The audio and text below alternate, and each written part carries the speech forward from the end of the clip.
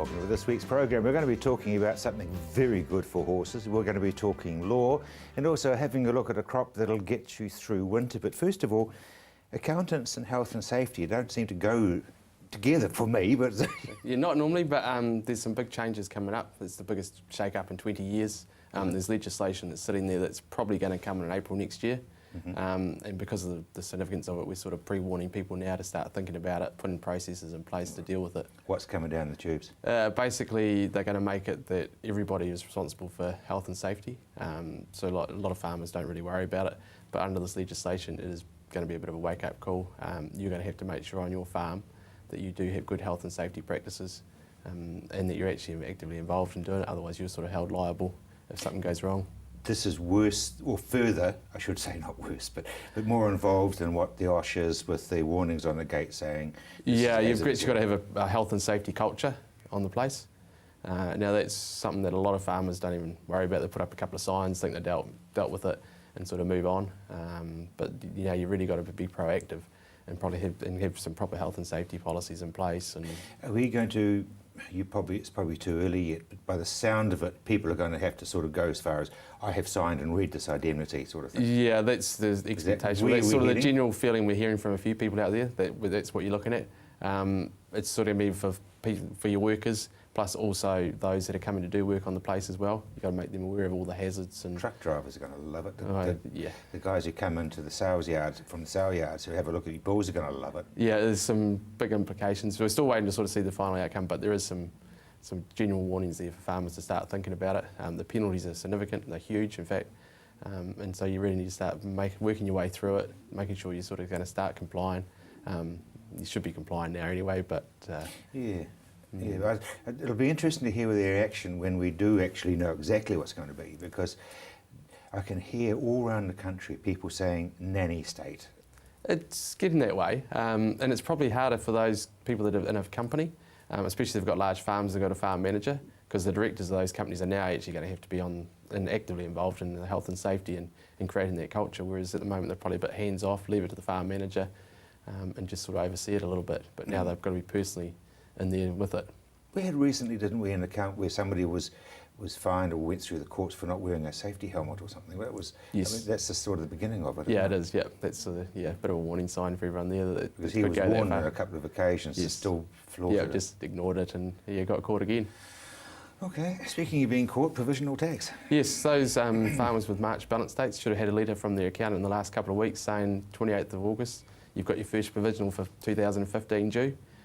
For a few of them it's been a bit of a shock because they may not have had their 14 books done yet. So it's based on a couple of years ago where they may have had a great year, whereas last year they may not have done it so well.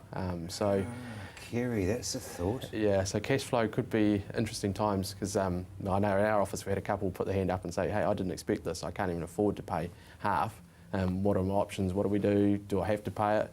Can I just put it aside? There, you have to pay, yes, but yeah. What are the options? Well, basically they've got a few. They can ignore it and take the risk that they get caught with IRD later down the track with penalties and interest. That's the one that's sort of at the extreme. Don't do it. Sort of thing. You're suggesting that actually. But there's somewhere that we've got one where they are forecasting a loss, so they're going to take that approach. We've warned them against it, but they're going to take the risk. So if they get it wrong, so they're saying that we won't make a loss, so therefore they're saying there'll be no money left in the company at the end of the year because they're projecting loss because of what they're doing. So they're not going to have to pay provisional tax. Yeah, but that's sort of roulette as well, I would have thought. Yes, yeah. So there's that option if you want to, but it's very, very risky. Try and negotiate with IRD and see if they can put you on some sort of instalment plan. They are open to it, but it comes down to your filing history and payment history as well in the past. Yeah. They're starting to say if you miss one or two and it's sort of like a regular pattern, they're less likely to work with you. It's interesting that you say, if I can interrupt you, and I apologise for doing so, but you said if you haven't done your 13-14 tax return, they go back to the previous year. Yes. Yeah, because they need something to base it on. So they go back a couple of years, add a percentage saying you're going to do far better than that year, and that's what you pay for the 15. Once you've done your 13-14 books, then it's revised again. It is revised? Yep. But at the moment, it's based on 2 years ago until you file. So your 6 monthly one could be a lot less? Yeah, well the next one's in January next year for your March balance date. Okay, so hopefully by then they've got their books and done. But some don't. So they're still basing on 2 years ago. It just depends on the timing of when your tax return is done. Obvious question, we're looking at the dairy industry, for example, and they're talking about people who've been getting $8, but now they're going to be doing 6 or Yes. whatever. Mm-hmm. Do you sort of ring IRD and say, well, listen, things are pretty tough now, and Well, yeah, we keep our IRD sort of updated. Some of them, they've got a bit of reserve, so they're fine. They can sort of work their way through it. But yeah, when it comes time for them, it's a case of more than often not sort of putting an estimate in, saying this is what we think, and then just monitor it month to month and just keep working on it to make sure that estimate's in line, otherwise you can get caught. is there a formula, Kerry, that you can say to a farmer, if you put away so much money per month, that will be about what your provisional tax is going to be? Yeah, Is there some sort of formula? There is, but it depends on each farm. Yeah. Because they've all got different levels of tax. So we've got a number of hours where we say each month you should be putting away this much. And they sort of range from sort of 15 to 28% a month or whatever they take in. So it depends on what they're actually doing and how well they are actually doing it. And they can go into a savings account, get a wee bit of interest Yep. if they pay tax Yeah, on, we but tell them they should have 2 accounts. They should have a cheque account where everything goes in and out of, and a savings account for your tax. And that should just build up. And the balance is going to get up there, but don't spend it unless you have something that you really... must be very tempting. It is, but if you've got a piece of major machinery, for example, that blows up and you need the funds to repair it, then we say, look, you've got to do it. You've got no choice. But otherwise, leave it sitting there, and when you get our notice to say you've got tax to pay, you can just write out your cheque and happily send it off. Yeah, and as you said, that's individual.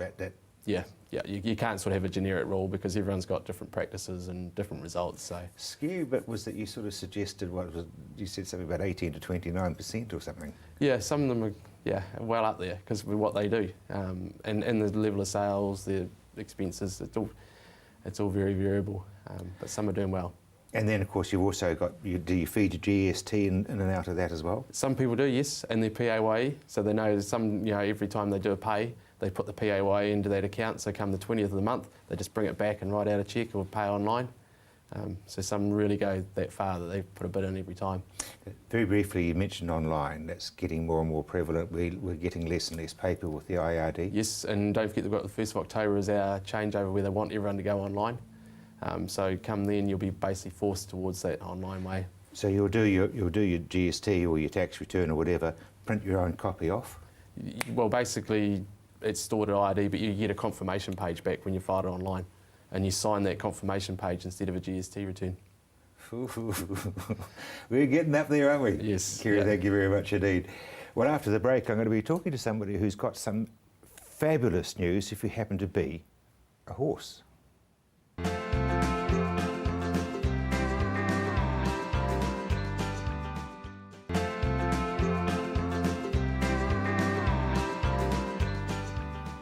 Welcome back to the program. Horses are celebrating throughout the country, and it's not just because their birthday was the 1st of the month.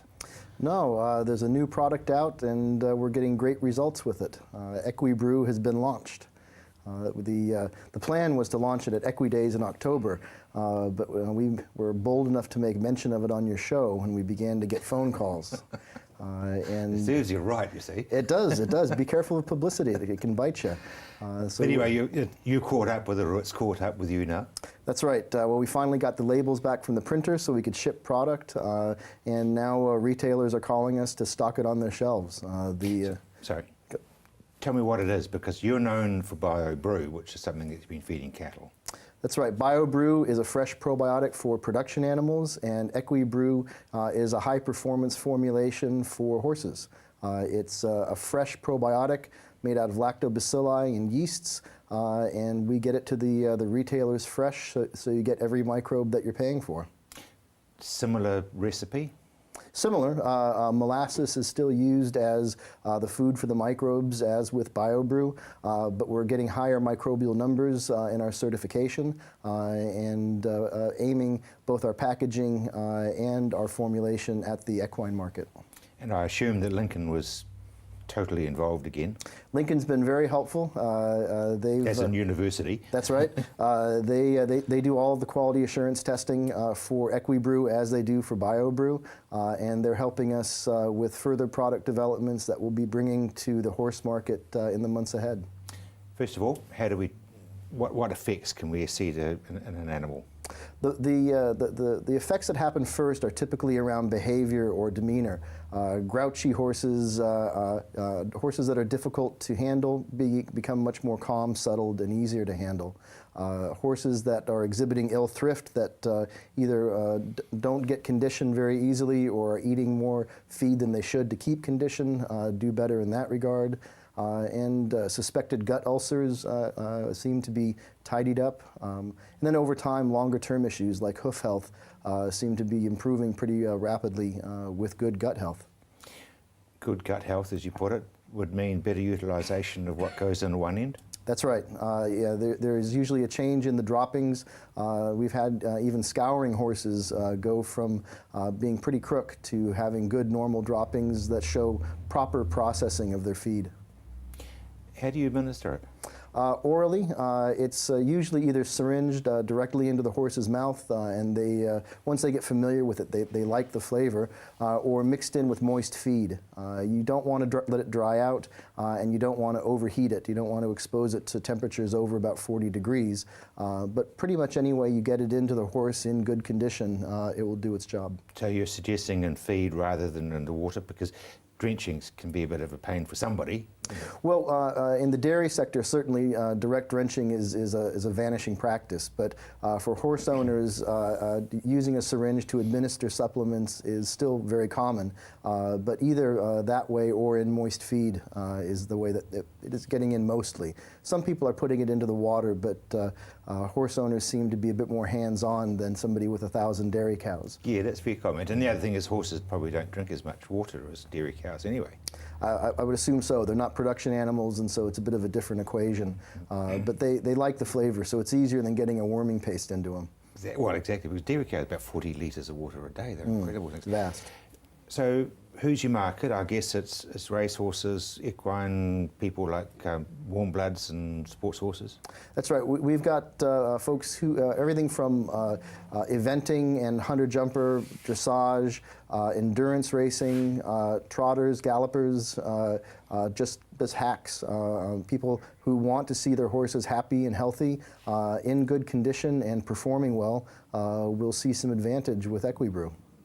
How long a period before you start seeing the coat looking, glistening and... The reports we've had are within the first week there's very, very significant changes. This is not a product you need to wait months to see a benefit. Folks have been telling us within a couple of days they begin to see changes in the behavior, and within a week they're putting on condition and thriving. See, that's pretty astounding, isn't it? Because it all comes back to what happens below the ribcage. That's right. There's 10 times, more than 10 times as many microbes in a horse's gut as there are horse cells in the horse's body. So you've got this enormous number of microbes that is responsible for giving the horse the nutrition it needs. If that gut biology is not working for the horse, even if it's a very sound, fine animal, it's very hard to get it to perform.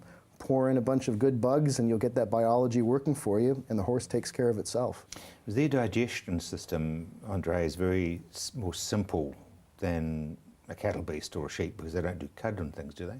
Well, a ruminant has got the great big rumen processing their feed in the front of the system. A horse is a hindgut fermenter and a true grazer, and that digestive system is much more vulnerable than a ruminant's. And so what we're seeing is with Equibrew as a probiotic, we're able to get a greater effect faster in horses than any animal we've had other experience with.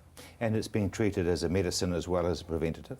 Well, people are using it in horses that are not doing well, most predominantly, because that's where they perceive the need, and we're getting very, very good results there. But people also use it during stress periods with well horses, when they're transporting them, putting them into training, during big feed changes. So you can use it for both.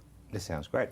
Thank you. Well, good luck with that, and it's available at all good stores, as they say. Well, we're looking for retailers. We've got about a first half dozen. Ask your retailer to stock it for you. Well, that's fair enough, because you've only been going 10 minutes. Yeah, 8 days. 8 days. 8 days, early days. Good luck with it. Thank you very much indeed. After the break, we'll be talking law with Harmons.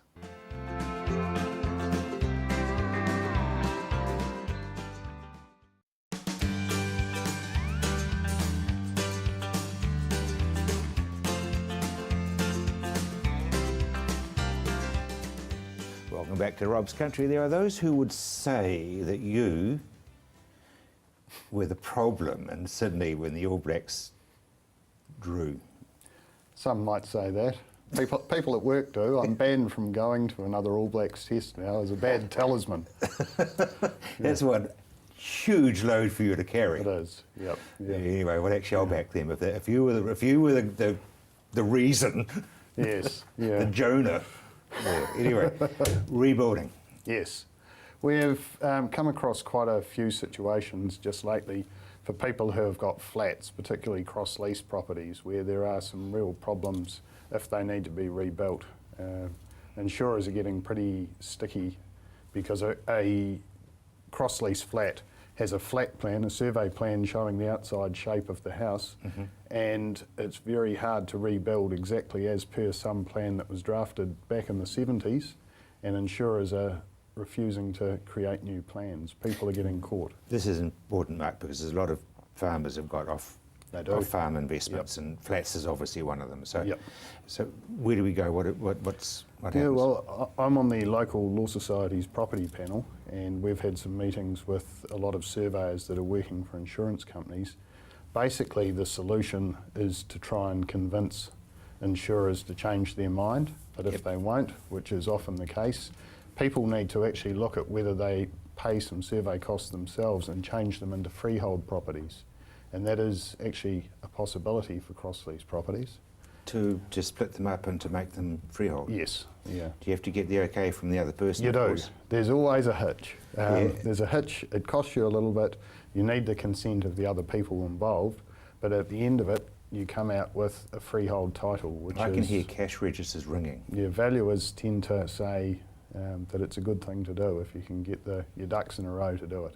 Yeah, but if you've got four of them in a row, all different titles, all different owners, I mean, and cash registers, I mean, that's not going to happen. Well, no, but if you're sharing the costs between a number of people, you might be looking at total costs of sort of maybe $5,000 a person, a little bit more perhaps, and the outcome from a valuation perspective can be a lot higher. What you need to do is start talking to someone such as your solicitor early on, so that they can actually talk you through all the processes, involve a surveyor, and then help perhaps with negotiations with neighbours. So someone who can explain it clearly, set it out, what happens, what the benefits are, and what's involved is a good thing, rather than someone confusing the issue themselves and turning somebody off. Because to me, my first thought is yes, the neighbours, whether they can or want to, whether they can afford it. What do you say to the real estate, to the insurance company, to say woo, woo, woo, woo? Well, it's a big thing, because if insurers are delaying rebuilds because of this issue, it is actually causing problems for people in life. They're stuck in limbo. We are really struggling convincing insurers that they should be doing this, particularly on older flat plans. So what we're trying to do is then put the onus on the surveyor, the poor old surveyor, to say, well, if the insurer is saying they have rebuilt in the right spot, we need you to give a letter certifying that that is the case, so that when this person comes to sell their house, they're not going to face an issue with the next buyer. Because that's the biggest problem. You may have a new house, but you may not be able to sell it because your title's not correct. See, this is where you've just lost me. You are talking about going freehold after it's been rebuilt. You can do it. Before. You can do it before or after. You could. Oh, okay. So people again who may want to sell their flat as is even have the option of going freehold. Because I mean, in my situation, for example, mine's a total rebuild, and the walls are going to go up very soon, which is very exciting. But we had to do exactly the same footprint. Yes. But I've changed all the inside. The flow now has a flow. And if you'd gone freehold beforehand, you could have changed the outside shape as well. You could have rebuilt anything like. Why weren't you here? Seriously, if I'd gone freehold, perhaps 2.5, 5 grand or whatever it might have been, I could have changed the whole outside as well. Yeah, a lot of this is, particularly we're talking about this in light of earthquakes, but a lot of people consider doing this sort of thing anyway, regardless of whether there's been earthquakes or not, particularly if they're looking to redesign their house and add rooms on or things like that, because it saves on survey costs. and updating the flat plan. Because a lot of people, I mean, the people in Te Puke will have ownership flats that they're renting out, sort of thing. So, Yep, the same applies to them. If you're going to be sticking with the same flat, it's going to sit there and never change it. You wouldn't incur these costs. But if you wanted to add rooms on or increase value, you might. if you were doing a subdivision and you'd bowled an old bungalow and were putting flats in, would you do that then? You wouldn't do cross leases these days. The reasons behind cross leases actually being invented have disappeared. So they're a historic thing, but there are thousands and thousands and thousands of them out there.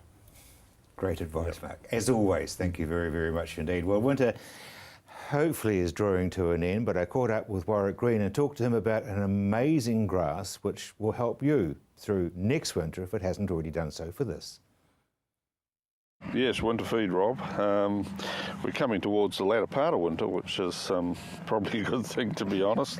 But one of the traditional feeds that's been used and still is used, obviously, around the country is annual ryegrass, and it's used as a short-term feed mainly because of two things: its quality and its vigorous growth, and the fact that it fits in and grows well through the cool season. So we're standing here in a tetraploid annual ryegrass, and tetraploid is demonstrated by the fact that the cells are a lot bigger in the plant and the leaves consequently are a lot bigger, and nutritionally it's slightly higher quality. So why would you not use one then? Well, in terms of density of feed, they're not as dense as a diploid. So, in terms of dry matter production, you'll get every bit as much, if not more, out of a diploid. So it's just horses for courses, really. Some guys like using a tetraploid.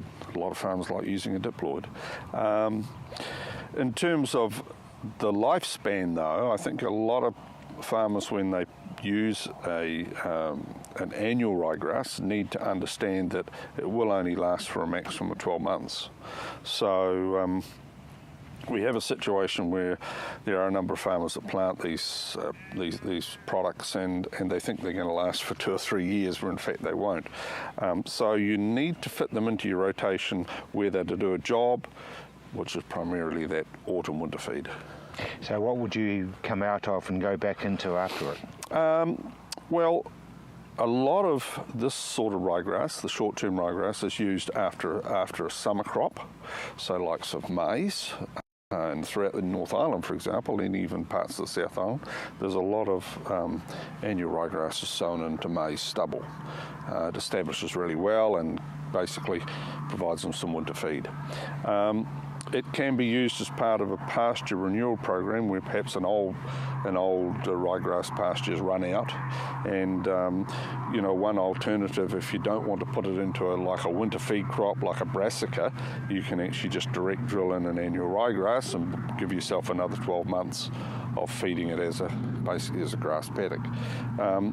So it can fit in, and obviously if it's in a cereal rotation, like a cereal crop like wheat or barley, it's a good sort of crop to follow if you're just looking to provide some winter feed. And it seems to do very well. I mean, as you say, late winter, this has grown all winter? Yes, it has. And I mean, this particular paddock we're standing in has already been grazed once already, and it's due, if not overdue, for another graze now. The sort of production you'll produce in the cool season would be probably around about 5 to 6 tonne of dry matter over about a 4-month period. Yeah. So if you're talking about from planting through which is sort of probably April, and you go right through to August, then you can quite easily get 4 or 5 tonne of dry matter, which is pretty good. So when do we sow? You've got a varying time frame. You can plant any time from early March through until the end of April. Obviously, the later you go, you will reduce the amount of feed you produce. Yep. And at the end of it, do you have to round up, or will it just die naturally? What happens? Well, it depends on circumstance. If you're looking at following it with a permanent pasture, then I would round up. If you're looking at putting a following crop in, so likes of say a cereal, I would certainly round up the grass out. If you're looking at just putting in following it with say a summer brassica crop, then you might be able to, because it will naturally die out, you may be able to let it just die down and cultivate the top and just sow a brassica crop in there. Does it have to go to seed before it dies? No, it doesn't. No, it will. It's basically the longevity of the breeding. It's been bred to go for 12 months and that's it. Just like we've got a life cycle of hopefully maybe 60 or 70 years. Well, hopefully a bit more than that as well, actually. Where basically there will be a point where it basically can't go any longer. Yeah, sure. I'm a great advocate for soil testing. What sort of soils is it like? You really probably want a pH that's sitting in 5.5 to 6, okay? So that's a reasonably alkaline soil rather than an acid soil. In terms of fertility, obviously this type of grass really responds to fertile soils. So you do need to put a good nitrogen-based fertiliser on at planting preferably, and then that will get rapidly uptaken by the plant and produce excellent feed over winter. Be nice to follow it with a Force 4 lucerne. That likes about 6, doesn't it? Yeah, although to be honest, Rob, I wouldn't follow lucerne straight after a grass crop. I would be using a brassica crop probably as that break crop. But yeah, obviously. Why is that? Well, largely because ryegrass and lucerne are not really compatible in a mixed sward, okay? So you'll always get some ryegrass coming up, and so you want to go through what I call a clean out phase. So you're trying to clean the pasture, clean the paddock, and making it really nice and weed free and grass-free for your following lucerne crop, because when you produce lucerne for hay, for example, or silage or graze it, a nice clean crop's always advantageous. Indeed it is. And speaking of things such as breeding of plants, wheat. Yes, Rob. The sheer cost of breeding wheat, where it takes up to 10 years from when you first do a cross to when you get market release for that particular cereal, is obviously a very long and expensive and arduous process. So scientists in America have looked at ways of where they can speed these things up, and what they're doing is with molecular biologists, they're looking at markers that they can identify that are attached to various genes, and they become like a milestone on a road to identifying the genes that are linked to a particular trait. And so you're looking for say a drought resistant trait in a plant, putting these markers in there and them showing up can allow you to choose varieties that you can cross a lot more quickly than normally would through just thinking you've got the desirable genes, crossing it and doing field evaluations or trials for say a trait like drought resistance. So that should lead to more prolific releases and quicker releases of more beneficial types of wheat to the market. It astounds me, always has, that your scientists are able to look at two different varieties and A, work out what the genetics are, and B, work out what the marriage should be. Because it's an arranged marriage, isn't it? It is an arranged marriage, but it's also an ongoing challenge too, because some of these things that they're selecting for or against do change types, or there's a new rust or something comes in, so the old gene that was in there to protect it against rust no longer works. So the challenge is ongoing to keep up with nature's changing things that happen. Yeah, because everything that you do, nature throws something else at it. Well, indeed, and you can actually be putting on things like fungicides, and over time, where one or two spores are not controlled, before you know where you are, you thought you were going to control that with a fungicide. You've got resistance, and so that no longer works as well too. So, between the breeders and the chemical formulators, there's an ongoing battle to keep nature under control. Let's talk about soil fertility. Yes, Rob. Interesting thing, we've been getting some soil tests done, and just talking to the consultant, he said that, if we always want to sell more fertiliser, perhaps we just take the sample from a little bit deeper. I said, pardon? And so apparently where soil samples are drawn down to 150 millimetres, the fertility level below sort of 75 millimetres down to 150 is quite different. And so you sort of start to think, well, am I looking after the fertility in the top 3 inches or all the way down to 6 inches?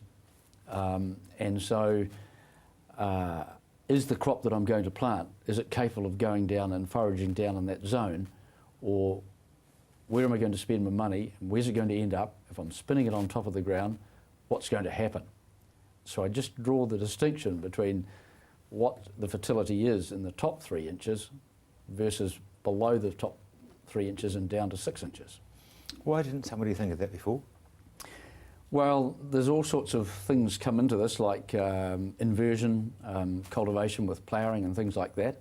And if you're ploughing down to 6 inches, well, I guess you're changing things quite quickly. And so farmers need to know what they're doing with their cultivation and what they're doing with their soil sampling. I mean, is ploughing still as popular as it was 30 years ago? Definitely not. Definitely not. There's quite a move going back to non-inversion cultivation, or going to non-inversion cultivation. And a sign of that is that recently we tried to buy some spikes for our subsoiler, and they had to come from Timaru. Well, it took 2 weeks because they couldn't keep up with the demand for farmers retipping their subsoilers. So that tells me that the non-inversion thing is back in bulk, and that also it's drying out and farmers are ripping into it, literally ripping into it. And that these parts are they can hardly produce enough to keep pace with demand. So it's just, things change. And of course, if you're looking at reducing the weed burden, well, the best thing to do is stop tipping the soil over and bringing weed seed to the surface. And so there's quite a move in terms of saving diesel, saving time, keeping the paddocks level in going to this non-inversion type cultivation. Exactly.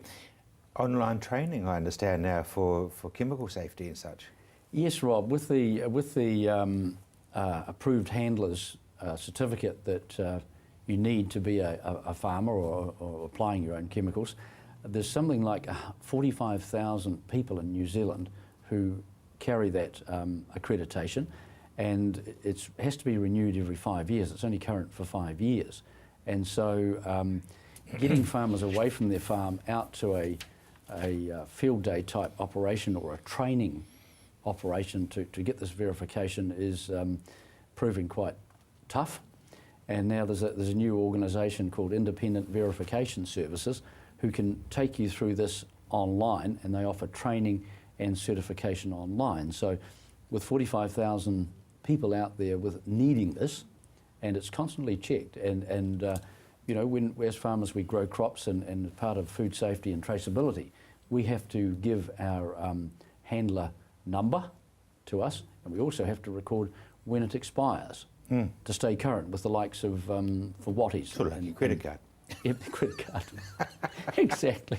Well, it is. It's your chemical handling and application credit card. Exactly. Yes, indeed. Indeed, thank you very much indeed. There's more for you right here on Rob's Country, straight after the break.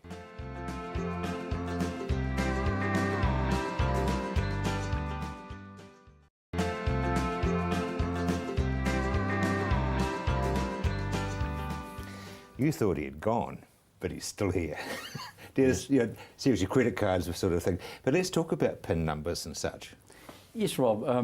I was just in our office the other day, and all these things keep arriving for security.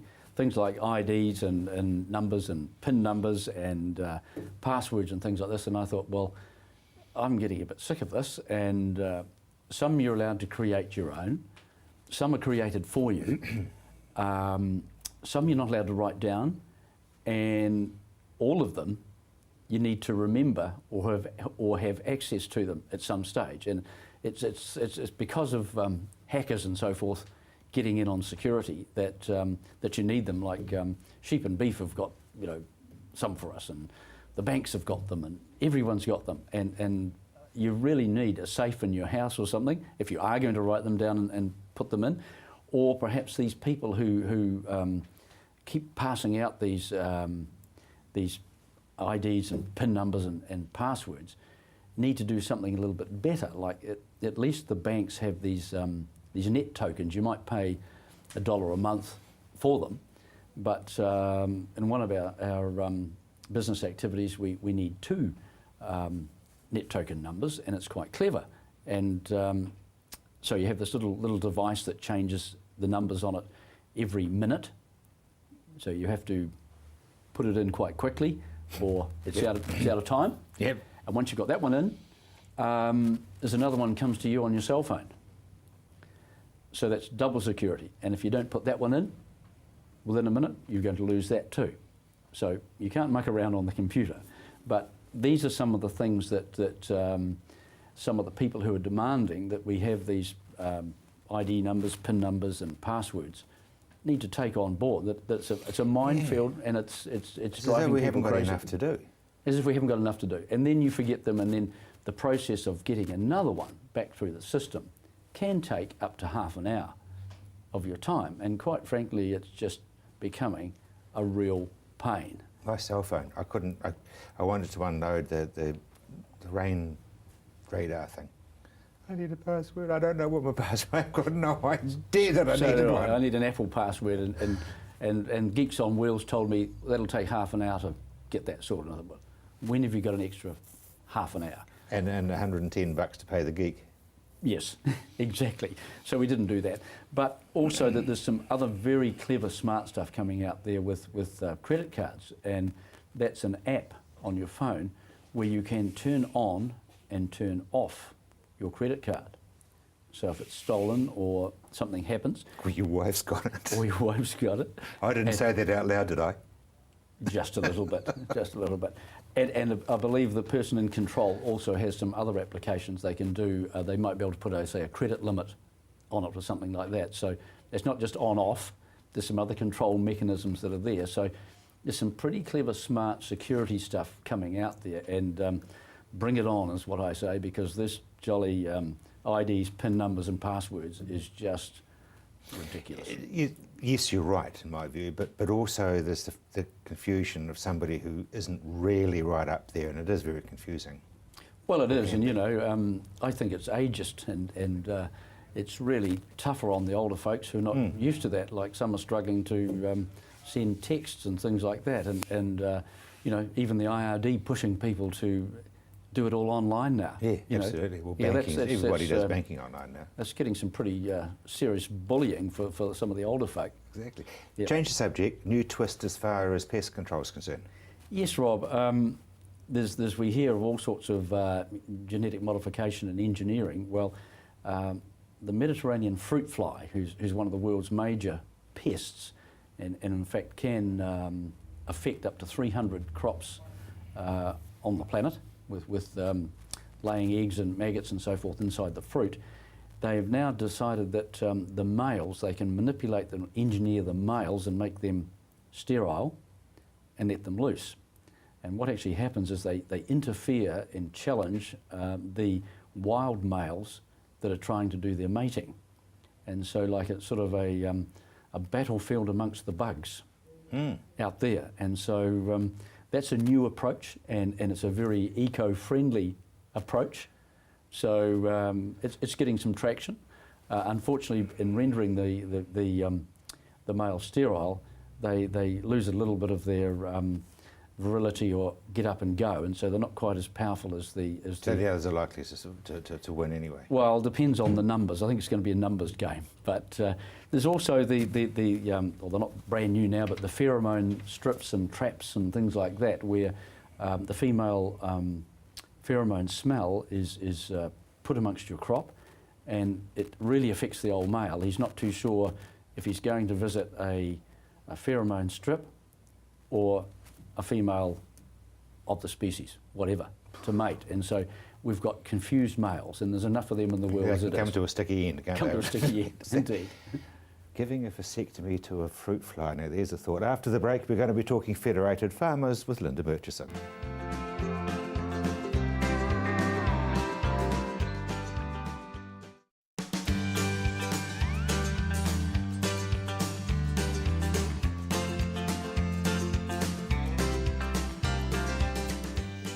Welcome back to Rob's Country. The wool levy's looming. It is, so a little bit of deja vu for wool growers across the country. In mid-September, they'll be asked to vote on a referendum about whether we should reintroduce a universal wool levy for all growers. So that's a little bit of excitement. It's about 5 or 6 years ago that wool growers voted to no longer pay their wool levy. There's been a group that have been doing some work behind the scenes for the last 4 years about where we've got to in the wool industry, and there was an independent review and a recommendation was a reintroduction of a universal wool levy. They're talking about between about 3 and 5 cents a kilogram on greasy wool as a first step one only payment. And over the next, there's meetings up and down the country at the moment for wool growers to go to and ask questions. For those growers in Canterbury, they're here next week, starting in Greta Valley on Sunday night and going through, I think they finish in Balclutha about Wednesday night. So that's a great opportunity for sheep and beef farmers to go and ask the questions about what's going to happen with this new levy.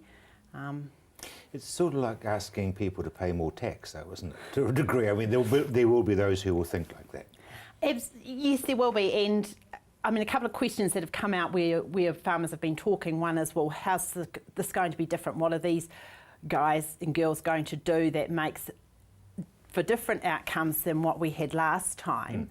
And another interesting one, particularly for the South Island, of course, is that a lot of farmers are already contracted to Merino New Zealand and already pay a levy that does a lot of the things like the R&D and the marketing. And there are a few other wool organisations that do a similar thing too. And those sorts of questions, to my mind, are the reason to go to those meetings and ask those questions, and hopefully you'll get the answers, or if you don't get the answers, then you're giving the wool levy group something else to think about in terms of how they package this and put it together. Good, we'll watch that one with a lot of interest.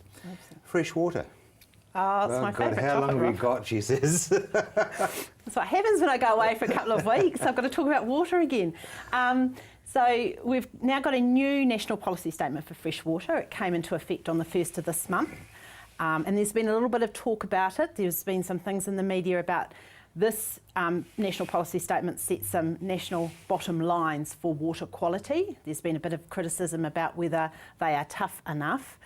I think a couple of things coming out that people need to be aware of.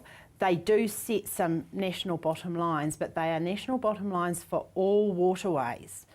And there are only 2 exceptions to that. One is if your water quality naturally doesn't meet the bottom line, so you've got natural conditions like your geothermal water bodies may fall into that category, or if you've got some infrastructure on the waterway which prevents it from meeting those bottom lines, and you may be able to get an exemption for that, so that's your big power schemes, that sort of thing. Otherwise, it's all waterways, including urban waterways. And the other thing is that they are the national bottom lines. There is still a requirement in the national policy statement to maintain or improve water quality. So if it's already good, you can't let it go backwards. So it's not all doom and gloom. But the other thing is, which is really important for the rural sector, is that there's no get out of jail free card in there for farmers either. It is still business as usual for the farming community in terms of dealing with water quality issues and getting those nitrates and phosphorus and sediment and things under control, as well as our urban fellows also going to have a wee look at their waterways too. Yeah, no, I think that, and I don't think anybody will ever disagree with that. It's interesting that the rules and regulations are being put in. Ngā Tahu in the South Island with their farm and no water by the sound of it. So Balmoral, which is a major dairy conversion up my way, They've been given the water to do it, but the nitrate loading they've got is too small to allow them to do the dairy conversions. And I think the decision in Balmoral is a real wake-up call, I think, for a lot of councils and a lot of communities about how we manage this, because if we go down a track where we set an allocation limit but we don't think carefully about how you're going to divvy it up in the community, you end up with situations like we've got there at the moment, where you've got over 7,000 hectares of potentially irrigable land sitting there ripe for some form of development, but no nitrogen left in the system to let them do much of anything. And obviously there are other landowners in that catchment that are now finding themselves in a very similar situation. So if we're going to do this, we have to think really smartly that it's not just about whoever's already doing lots of nitrogen losses just carries on and nobody else can do anything. We've actually got to be a little bit smarter in terms of the future and how we do that. Otherwise we will end up with large tracts of land sitting there with not much happening. Very briefly, it's not anybody's as of right, is it? My view is it's not. We are dealing with a pollutant in water. Thank you very much indeed, Linda. Federated Farmers' phone number and others that you want to jot down on your screen now.